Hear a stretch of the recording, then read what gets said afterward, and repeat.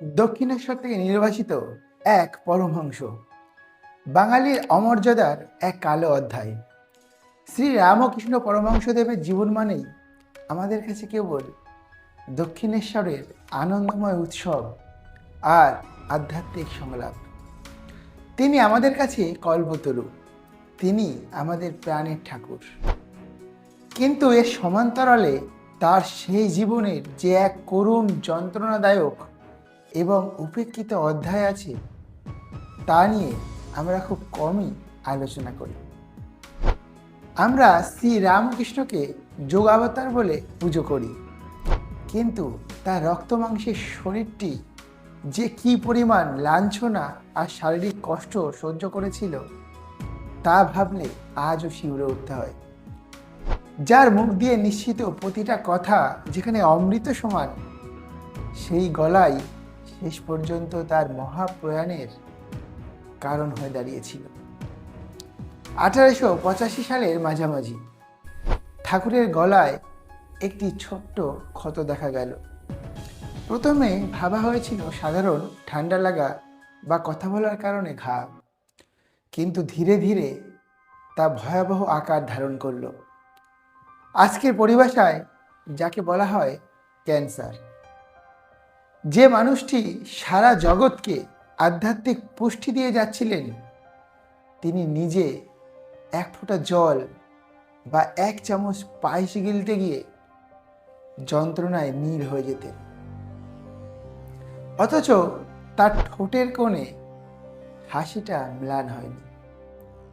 শ্রী রামকৃষ্ণের প্রাণ ছিলেন মা ভবতারিণী। দক্ষিণেশ্বরের মন্দির চত্বর ছেড়ে তিনি এক মুহূর্তও থাকতে পারতেন না, কিন্তু চিকিৎসার প্রয়োজনে তাকে জোর করেই সরিয়ে নিয়ে যাওয়া হয় প্রথমে শ্যামপুকুর এবং পরে কাশীপুর উদ্যানবাটিতে। মা ভবতারিণীর পুজো থেকে এই যে বিচ্ছেদ ছিল, তা ঠাকুরের কাছে মৃত্যুর চেয়েও কঠিন ছিল। জীবনের সেই দিন পর্যন্ত তিনি দক্ষিণেশ্বরের সেই কালী মূর্তির পটের দিকে মন দিয়ে তাকিয়ে থাকতেন, যেন নিভৃতে অভিযোগ করতেন, মা, আমাকে কেন দূরে সরিয়ে আনলি?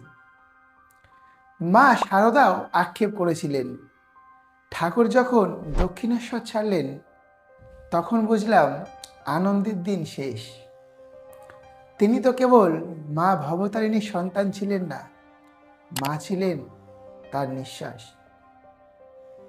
আজ আমরা তাকে নিয়ে মাতামাতি করি, কিন্তু সে সময় কলকাতার অনেক তথাকথিত বিদ্বান সমাজ তাকে নিয়ে ঠাট্টা তামাশা করতে ছাড়েননি। যদি ঈশ্বরই হবেন, তবে নিজের রোগ সারিয়ে নিতে পারতেন না কেন? এমন বিদ্রোহ তাকে হরদম শুনতে হতো। এমনকি তার অসুস্থতাকেও তার অসংযম বা উন্মাদনের ফল হিসেবেও দাগিয়ে দিতে চেয়েছিল।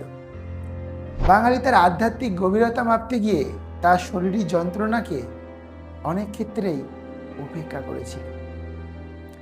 নিজের রোগ নিয়ে ঠাকুর বলতেন, মাই এই শরীরটা দিয়েছেন আর মাই এতে রোগ দিয়েছেন। আমি তো যন্ত্র, মা যেমন চালাচ্ছেন তেমনই চলছি। কাশীপুর উদ্যানবাটিতে যখন ঠাকুর অসুস্থ, তখন তার চিকিৎসার খরচ চালানোই দুঃসাধ্য হয়ে উঠেছিল। তার ত্যাগী সন্তানরা বাড়ি বাড়ি ভিক্ষা করে টাকা জোগাড় করতেন। অনেক সময় ভালো পথ্য বা চিকিৎসার সরঞ্জামটুকুও জুটত না। তৎকালীন কলকাতার সম্পূর্ণ সমাজ তখন ঠাকুরের খবর নেওয়ার প্রয়োজন মনে করত না। এই পুরো অধ্যায়ে মা শারদার ভূমিকা ছিল এক নিঃস্বার্থ ত্যাগের। তিনি আড়ালে থেকে ঠাকুরের জন্য পথ্য তৈরি করতেন, তার ক্ষত পরিষ্কার করতেন। ঠাকুরকে দক্ষিণেশ্বর থেকে সরিয়ে আনার যন্ত্রণা মা শারদা দেবীও মর্মে মর্মে অনুভব করেছিলেন। সেই জীবনে ঠাকুরের সেই শীর্ণ দেহ আর কথা বলতে না পারার কষ্ট বাঙালির কাছে কেবল এক অবতারের লীলা হয়েই রয়ে গেল।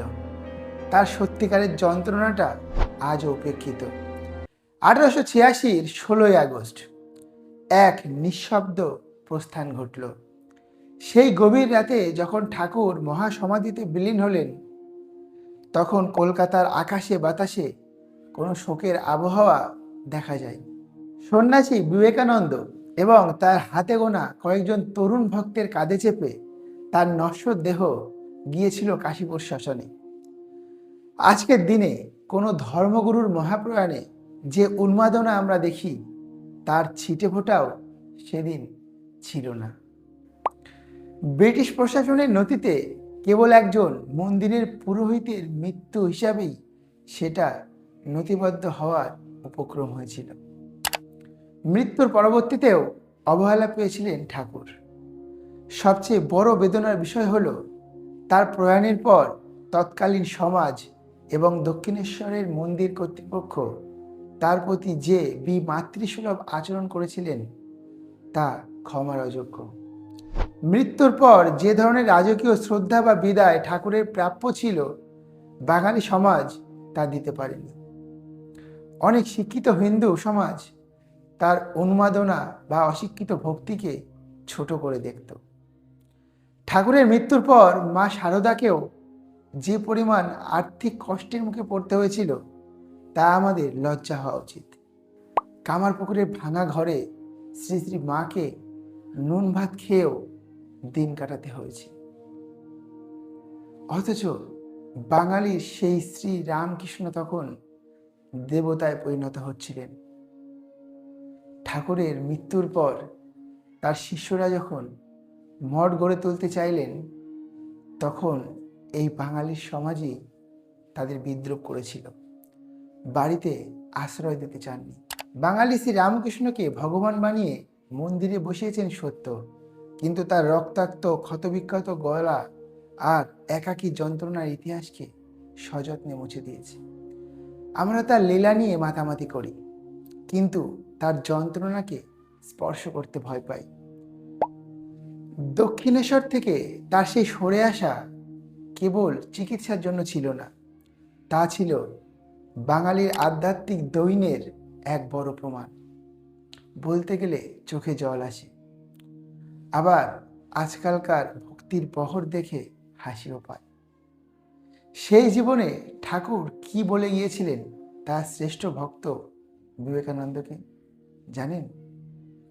বিবেকানন্দের প্রতি ঠাকুরের নির্দেশ ছিল, ওরে শরীরটা তো শেষ হয়ে এলো, এখন তোদেরই সব দেখতে হবে, মানুষ যেন না খেয়ে না মরে, সেটা দেখিস।